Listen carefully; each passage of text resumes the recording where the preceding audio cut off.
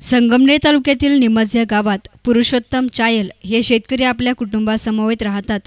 त्यांचे सर्वे गट नंबर 35/5 मध्ये 1.5 एकर शेती आहे. 2007 साली 3,85,000ची मुद्दल आणि त्याचं व्याज 1,75,000चे गहाणखताचे कागदपत्रे एकाच दिवशी केले होते आणि त्यानंतर 9 वर्षांनी मुदत संपल्यानंतर पैसे देऊनही साकुरे यांनी जमीन परत देण्यास नकार दिला होता.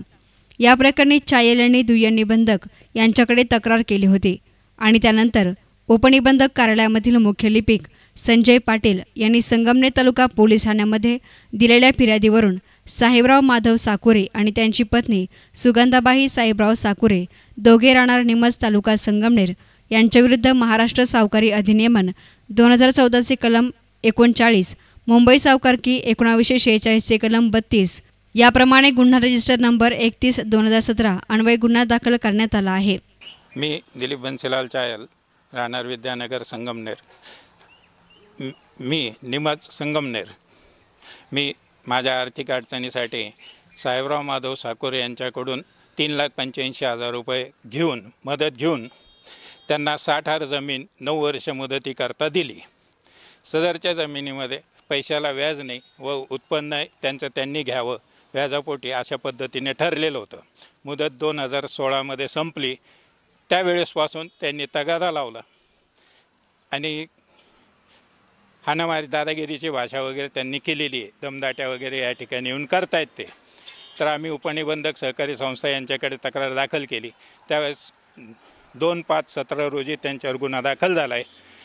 ते 10% मागणी करतायत. त्याकरता आम्हाला ती तक्रार सबमिट करावं लागली. आता माझी जमीन माझ्या ताब्यात मिळायला पाहिजे. माझी 2 एकर जमीन आहे. त्या 2 एकर जमीनमध्ये 60 सावकाराला दिलेली आहे. त्यानंतर मला 3 मुलं आहेत. तिन्ही मुलांच्या हिशोबाने आता मला माझी जमीन ताब्यात मिळावी कारवाई झालेली आहे त्यांच्यावर. मात्र दुसरीकडे सावकारकीचा आरोप असलेल्या साकुरे यांनी चायल यांच्या आरोपाचं खंडन करत उलट आपलीच फसवणूक झाल्याचं म्हटलंय. चायल यांच्याशी आम्ही जमिनीचे मुदत खरेदी खत केले होते. मात्र आम्ही अशिक्षित असल्यामुळे गहाणखत काय आणि मुदत खरेदी खत काय हे आम्हाला समजलं नाही. त्यानंतर उलट त्यांनीच मला खरेदी देण्याची इच्छा दर्शवली होती. त्यामुळे मी त्यांना पैसे दिले होते. या प्रकरणी वाद झाल्यानंतर आम्ही तंटामुक्तीकडे जाऊन 6 महिन्यांची मुदतही मागून घेतली होती. मात्र केवळ कागदपत्रांच्या आधारे त्यांनी आमच्यावर खोटा गुन्हा दाखल केल्याचं साकुरे यांचं म्हणणं आहे. ते मुदत खरेदी खत होतं आमचं गाण स्वरूपी त्यांनी केलं होतं. मुदत गाण खरेदी खत रजिस्टर पुढे केलं पण ते आणि खरेदी द्यायला तोच होता. खरेदी घ्यायला तसं काही आम्हाला आम्ही कमी शिकलेला माणूस मला काही वास्तव्य फक्त सही येते 5-6 शिकेल माणूस. त्याच्यामुळं अंदाज नाही आणि इतकं आम्ही समजा तो हुशार असल्यामुळं सगळं त्याच्या पाठीमागं बुवा खरेदी मुदत खरेदी कायला म्हणतात आणि गाण खरेदी कायला म्हणतात हेच माहिती नाही आम्हाला नेमकी. आणि शेजारी असल्यामुळं आम्ही त्याचा विश्वास टाकला बा यानं जाणं आणि बांधभाऊ आम्ही शेजारी आणि आमचं थोडं आम्ही शेतकरी कुटुंबात असल्यामुळं समजा एकमेकाचं त्याला एवढं शेतीचं नॉलेज नसल्यामुळं समजा माहीत नाही त्याला शेतीचं एवढं. बा आम्ही शेजारी मग ट्रॅक्टर घेऊन नांगरायला हे झालं ते तो माल करायचा ह्यो माल करायचा असं एकमेकाला सहकार्य करत होतो. असं करता करता तो म्हणला बा आपल्याला साहेबराव थोडी अडचण आहे आणि पैशाचं थोडं बा. मग त्यांनी काय केलं आम्हाला घेत नव्हतो पण त्यांनी बळजबरी केली आणि 4 जागांना म्हणला बा आम्ही खरेदी द्यायची मुदत खरेदी द्यायची. पण तिथे काही कोणी घ्यायला तयार नव्हतं. मग मला लईच शेजारी असल्यामुळे आग्रह धरला त्याने बा तुम्ही साहेबराव तुम्ही हे काम करू शकता. मग माझ्याकडे पैसे नव्हते पण मी काय केलं बा मी थोडा कष्ट करून मला समजा माहिती होतं 2 रुपये आपण कमवू कर्ज फेडू.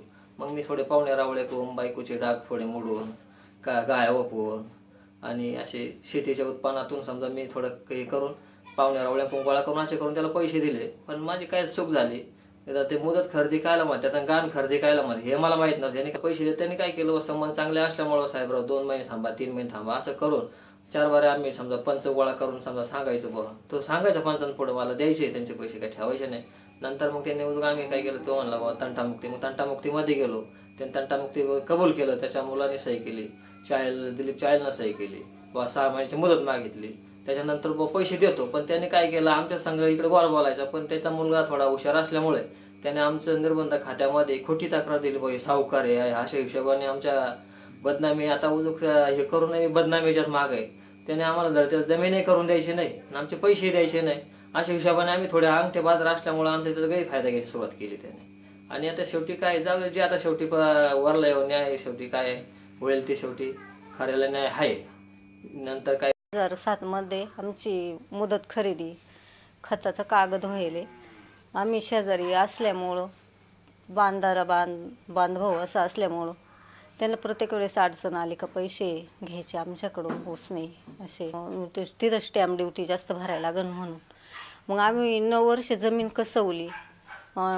ते बी आम्ही बी एकदम जवळचे संबंध असल्यामुळं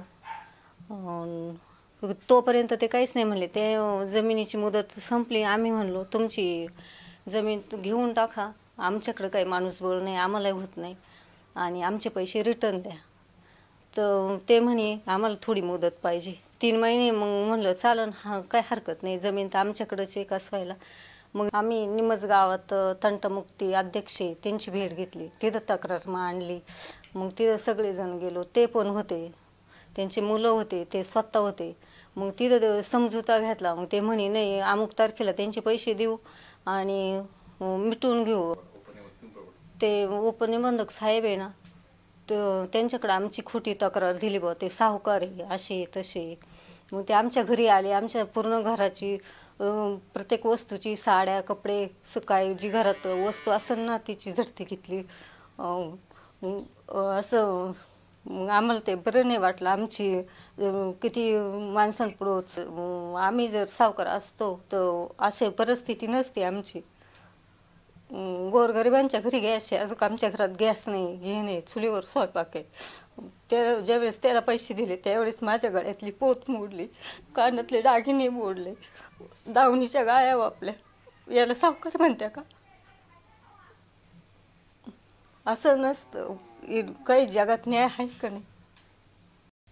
चायल आणि साकोरे यांच्यामधील जमिनीचा व्यवहार गेली 9 वर्ष सुरू होता. मात्र एकीकडे चायल यांनी फसवणूक केल्याचा आरोप केलाय, तर दुसरीकडे साकोरे यांनी फसवणूक झाल्याचं म्हटलंय. राज्यातील अनेक गावात पैशांची देवाणघेवाणीचे असे व्यवहार चालतात आणि त्यातूनच अशिक्षित लोकांची फसवणूक करत त्यांची जमीन लाटण्याचे प्रकारही घडत चालत आहेत. चायल आणि साकोरे यांच्या आरोप प्रत्यारोपांना आता या वादाला नवीन वळण मिळालं आहे. पोलीस आणि सहकार खाते याचा नेमका तपास कसा करतात हे पाहणं आता महत्त्वाचं ठरणार आहे. News reporter Nitin Shelke, S Nanmadiya, Sangamner.